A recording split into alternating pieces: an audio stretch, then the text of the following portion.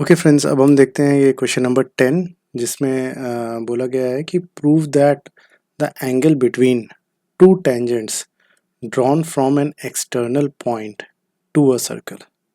ठीक, तो ये एक हमने पहले ले लिया पॉइंट P। ये एक सर्किल है विद सेंटर O और ये एक एक्सटर्नल पॉइंट है P जिससे हमारी दो टेंजेंट्स जा रही हैं, ये एक PA और ये एक हमारी PB। इसका पॉइंट ऑफ कांटेक्ट A है और इसका पॉइंट ऑफ कांटेक्ट B है, तो दो टेंजेंट है PA और PB। Angle between two tangents मतलब टू टेंजेंट्स के बीच का एंगल तो ये हो गया सिंपल। ठीक, from an external point to a circle is supplementary to the angle subtended by line segments joining the points of contact at the centre. Points of contact क्या हो गए, ये एक A हो गया पॉइंट्स ऑफ कांटेक्ट, मतलब tangent इस point पे टच कर रही है ना, तो ये पॉइंट ऑफ कांटेक्ट हो गया। और ये B हो गई, ये वाली टेंजेंट इस पॉइंट पे कांटेक्ट कर रही है इस सर्कल को, तो PA टेंजेंट का A हो गया पॉइंट ऑफ कांटेक्ट और PB का B हो गया। और A और B को जो लाइन सर्कल से जोड़ रही हैं, दो अलग अलग लाइंस, उन दोनों लाइंस के बीच का जो एंगल है और ये जो दोनों टेंजेंट्स के बीच का एंगल है, ये दोनों सप्लीमेंट्री हैं, मतलब कि angle APB plus angle AOB ये दोनों 180 डिग्री है। ये हमको प्रूव करना है, ठीक है ना। ये सिंपल है, कोई बहुत टफ क्वेश्चन नहीं है, बस आपको दो थ्योरम्स याद रखनी है। तो पहले तो हमने माना है PA और PB दो टेंजेंट्स हैं, ठीक है, ये PA और PB, A और B पॉइंट ऑफ कॉन्टैक्ट्स हैं, ठीक है। तो ये A और ये B पॉइंट ऑफ कॉन्टैक्ट हो गया। तो अब देखिए पॉइंट ऑफ कांटेक्ट पे जहाँ पे रेडियस अगर हम बनाते हैं पॉइंट ऑफ कांटेक्ट पे, तो वो टेंजेंट और वो रेडियस आपस में 90 डिग्री होते हैं। ये थ्योरम होती है कि टेंजेंट और radius at the point of contact are 90 degree, ठीक है, यही हमने यहाँ पर मेंशन कर दिया।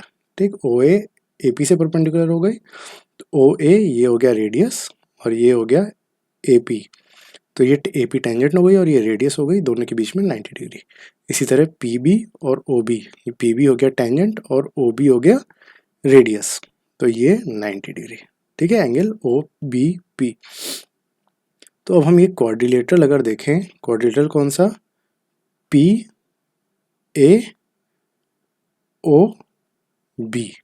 PAOB,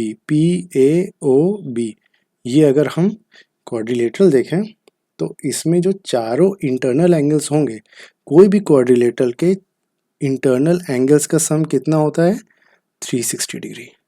तो ये जो PAOB जो क्वाड्रिलेटरल बना है, इसके भी चारों इंटरनल एंगल्स का सम कितना होगा, 360 डिग्री। तो इसके चार इंटरनल एंगल्स कौन से होंगे, एंगल ये वाला यानी कि APB, एंगल ये वाला यानी कि PBO, ये वाला एंगल यानी AOB, और ये वाला एंगल यानी कि ये वाला एंगल यानी OAP। तो यानी कि हमने यहाँ पे लिख दिया एंगल PAO ये वाला, ठीक है, और AOB ये वाला एंगल और OBP ये वाला एंगल और APB ये वाला एंगल।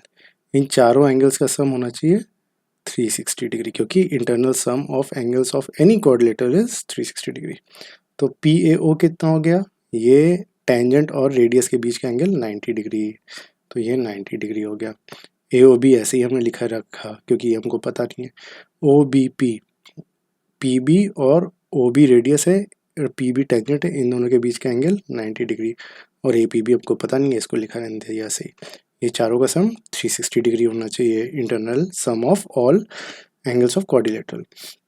तो AOB और APB को यहीं रहने दिया, 90 थे, इस तरफ ले आए, तो 360 माइनस 90 हो गए, 360 माइनस 90 270 और फिर माइनस 90 180।